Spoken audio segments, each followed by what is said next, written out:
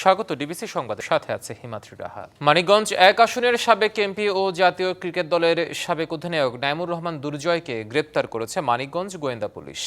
গ্রেপ্তারের পরেই তাকে মানিকগঞ্জে নিয়ে যাওয়া হচ্ছে। রাতে রাজধানীর লালমাটিয়া এলাকা থেকে তাকে গ্রেপ্তার করা হয়। গ্রেপ্তারের বিষয়টি ডিবিসি নিউজকে নিশ্চিত করেন ঢাকা রেঞ্জ পুলিশের অতিরিক্ত মহাপরিদর্শক রেজাউল করিম মল্লিক। 2001 সালে জাতীয় সংসদ নির্বাচনে আওয়ামী লীগের প্রার্থী হিসেবে মানিকগঞ্জ 1 আসন থেকে সংসদ সদস্য নির্বাচিত হন নাইমুর রহমান দুর্জয়।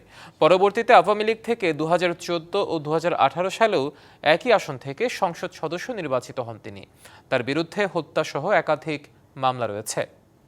বৈষম্য বিরোধী ছাত্র আন্দোলন ও এনসিপির নেতাকর্মীদের উপর হামলার ঘটনায় চট্টগ্রামের পটিয়া থানার ভারপ্রাপ্ত কর্মকর্তা আবু জায়েদ মোহাম্মদ নাজমুন নূরকে প্রত্যাহার করা হয়েছে।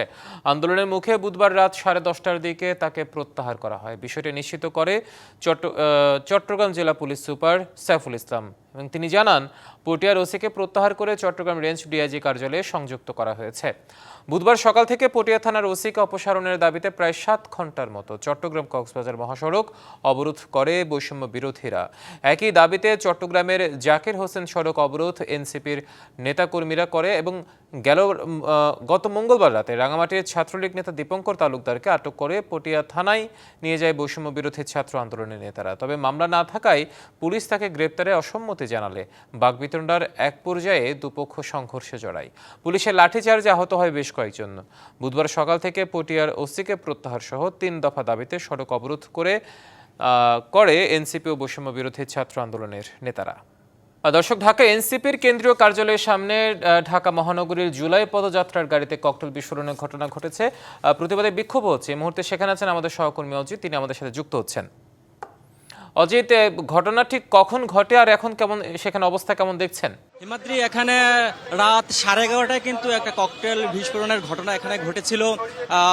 এনসিপির যে ঢাকা মহানগরীর দক্ষিণের যে কর্মসূচি তারা এখানে আসলে এখানে দেওয়ার কথা ছিল। এখানে আসলে তাদের যে জুলাই যে পদযাত্রা যে গাড়িটি এখানে রাখা আছে, সেই গাড়িটিকে লক্ষ্য করে কিন্তু সেই ককটেল বিস্ফোরণের ঘটনা কিন্তু ঘটেছে।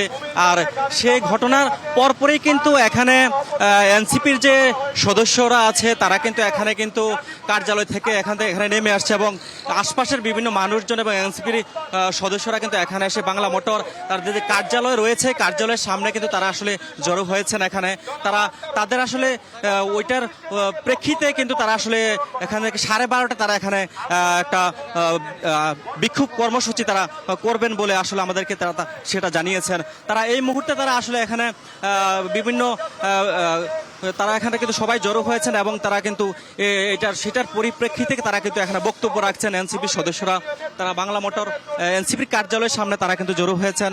আশপাশে ককটেল বিস্ফোরণের পরপরই কিন্তু আসলে এখানে আতঙ্কে কিন্তু সবাই ছুটাছুটি করে। হ্যাঁ, আমরা যদি আসলে একটু আসলে এই বিষয়টা সম্পর্কে আমরা একটু জানার চেষ্টা করি একটু আসলে কি ঘটেছিল রাত 11:30টার দিকে এখানে আসলে কি হয়েছিল। আসলে যে জুলাই আন্দোলনের যত ভিডিও ফুটেজগুলো ছিল আমরা তো মিডিয়ার মাধ্যমে দেখতে পাই নাই, সেই ফুটেজগুলো আর কি তারা দেখাইতেছিল নতুন করে। তো এটা গল্প একসাথে এক ধারণ করে তখন এটা আর কি দেখাইতেছিল এই রাস্তা বাংলা মোটর মোড়ে।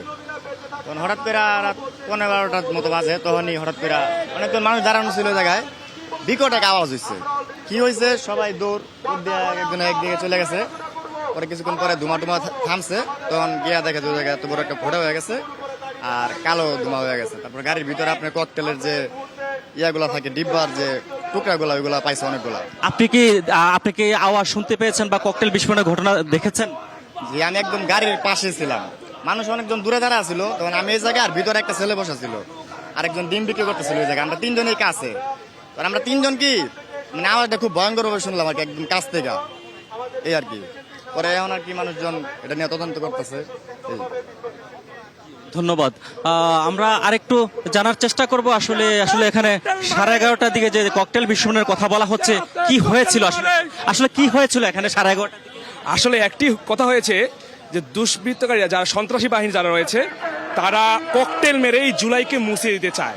সামনে দেখতে পাচ্ছেন আপনারা এই যে গাড়িটা, এই গাড়িটাতে আমাদের যে জুলাই একটা গণঅভ্যুত্থান সংগঠিত হয়েছে, এই গণঅভ্যুত্থানটা যেন আবার মানুষ ভুলে না যায়, এই জন্য আমরা এটা জুলাই স্মৃতিচারণ দেখাবো পাবলিককে। এবং এখানে হচ্ছে যে পানির বুথ স্থাপন করতে হবে, এভরিথিং সবকিছু দেখানো হবে। তো এই অজিত, আপনাকে ধন্যবাদ।